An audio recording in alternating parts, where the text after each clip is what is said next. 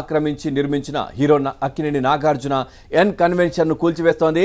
N convention దగ్గర పూర్తిగా పోలీసులను భారీగా మోహరించిన పరిస్థితి. ఎన్ కన్వెన్షన్ కు వెళ్లే మార్గాలు పూర్తిగా మూసివేశారు.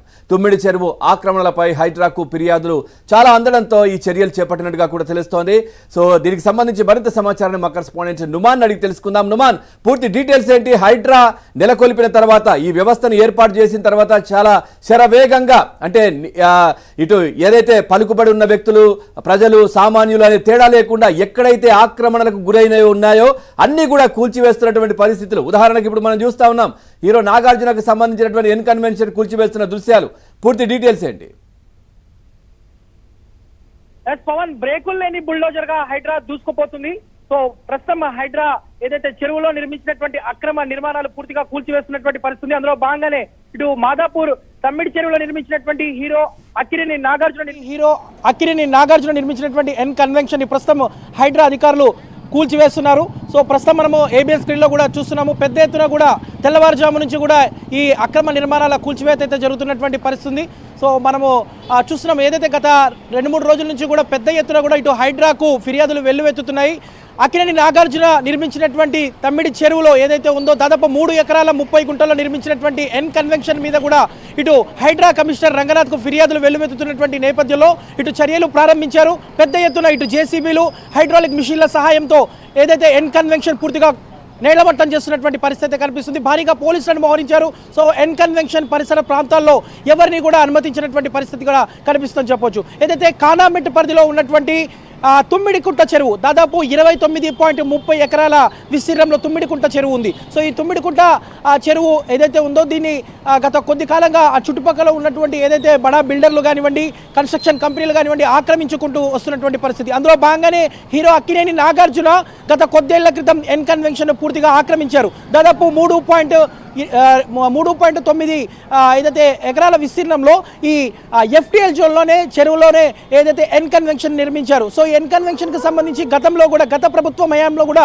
పెద్ద ఎత్తున ఫిర్యాదులు వచ్చాయి. సో ఫిర్యాదులు వచ్చిన తర్వాత కొంతకాలం హడావుడి చేసినప్పటికీ కూడా గత బీఆర్ఎస్ ప్రభుత్వం దాన్ని పూర్తిగా పక్కన పెట్టేసింది. ప్రస్తుతం హైడ్రా రంగంలోకి దిగిన తర్వాత హైడ్రా కమిషనర్ రంగనాథ్కు పెద్ద ఎత్తున ఫిర్యాదులు వెల్లువెత్తుతున్నటువంటి నేపథ్యంలో ఏదైతే ఈ కూల్చివేతల మీద ప్రత్యేకంగా ఫోకస్ పెట్టారు. అందులో భాగంగానే ఇటు గండిపేటలో ఉన్నటువంటి రిసార్ట్లు, ఫామ్ హౌస్లు, దాంతోపాటు ఏదైతే ఉన్నటువంటి విల్లాలు, వీటన్నిటిని కూడా పెద్ద ఎత్తున కూల్చివేతలు చేస్తున్నటువంటి పరిస్థితి. సో ఈ నేపథ్యంలో హీరో అక్కినేని నాగార్జున నిర్మించినటువంటి ఏదైతే ఈ విలాసవంతమైనటువంటి N convention, so Hyderabad hitech సిటీకి మధ్యలో ఉన్నటువంటి ఎంతో విలువైనటువంటి చెరువును ఆక్రమించి నిర్మించినటువంటి ఈ ఏదైతే ఈ చెరువు పూర్తిగా చెరువులో నిర్మించినటువంటి ఈ కట్టడాన్ని కూల్చివేస్తున్నటువంటి పరిస్థితి. సో దీని మీద 3.29 ఎకరాల విస్తీర్ణంలో ఎఫ్టీఎల్లో అక్కినేని నాగార్జున ఏదైతే నిర్మించినటువంటి ఎన్ కన్వెన్షన్ ని ప్రస్తుతము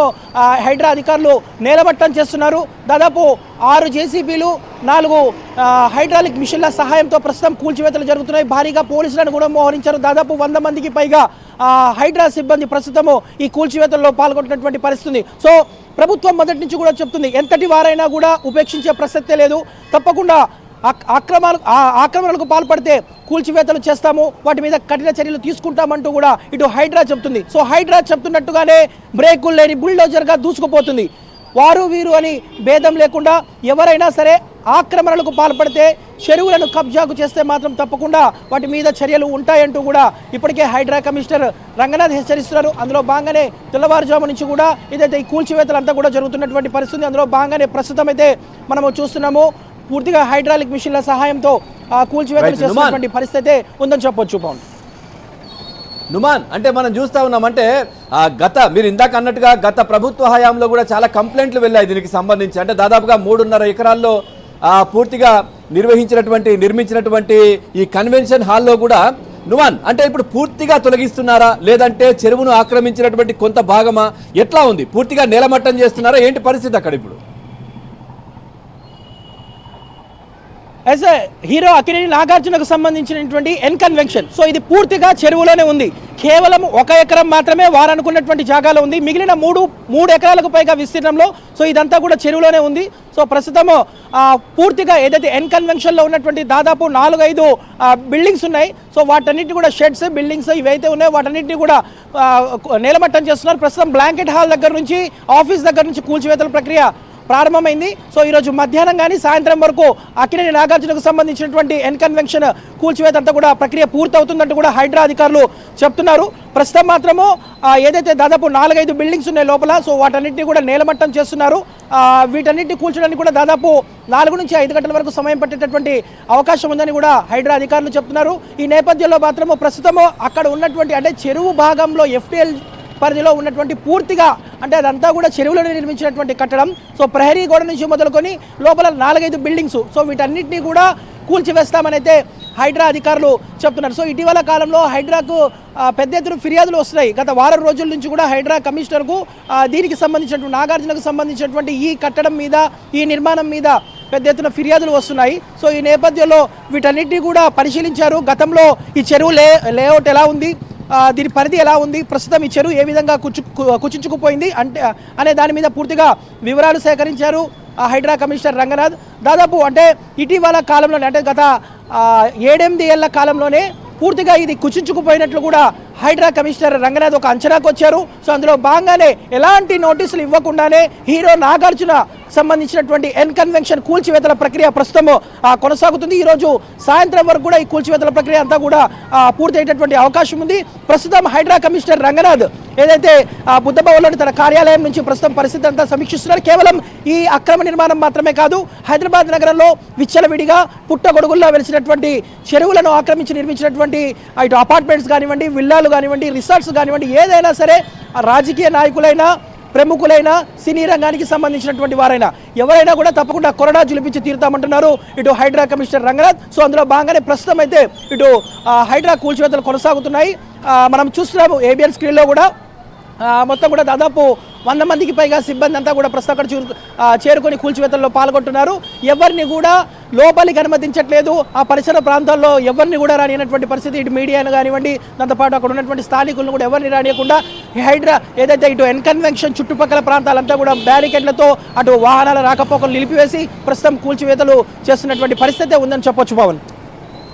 రైట్ నుమాన్, అంటే మనం చూస్తా ఉన్నాం ఇప్పుడు ఏదైతే చర్య తీసుకుంటున్నారో దీనికి సంబంధించి గత ప్రభుత్వ హయాంలో ఇందాక మనం మాట్లాడుకుంటున్నట్టుగా ఎన్ని ఫిర్యాదులు అందినా కానీ అవి ఫిర్యాదుల వరకే వెళ్ళాయి, ఆచరణ మాత్రం సాధ్యం కాలేదు. కానీ ఇప్పుడు కాంగ్రెస్ పార్టీ అధికారంలోకి వచ్చిన తర్వాత ఇది ఖచ్చితంగా చేతల ప్రభుత్వం, అంటే మాటలు చెప్పడం కాదు చేతల్లో చూపిస్తున్నటువంటి పరిస్థితులు. ఈ నేపథ్యంలో అంటే నాగార్జునకు సంబంధించినటువంటి ఇంత పెద్ద ఒక ఎన్ కన్వెన్షన్ని కూల్చివేశారు.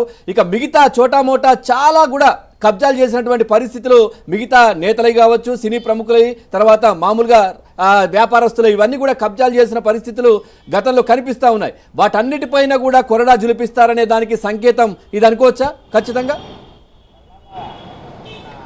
ఎస్, ఇదైతే ఒక సంకేతం అని చెప్పొచ్చు. ఇటు రాజకీయ నాయకులు కానివ్వండి, బడా బిల్డర్లు కానివ్వండి, సినీ రంగానికి సంబంధించినటువంటి ప్రముఖులు సో ఏదైతే ఇటు చెరువు ఆక్రమణలో విచ్చలవిడిగా పెద్ద ఎత్తున కూడా అక్రమ నిర్మాణాలు చేశారనేది గత కొన్నేళ్లుగా ఇటు పర్యావరణ ప్రేమికులు కానివ్వండి, ఇటు ప్రజా సంఘాలు కానివ్వండి, స్వచ్ఛంద సంస్థలు ఇటు ప్రతిసారి జిహెచ్ఎంసీలో గతంలో ఉన్నటువంటి ఎన్ఫోర్స్మెంట్ అధికారులకు ఫిర్యాదులు ఇస్తూనే వస్తున్నారు.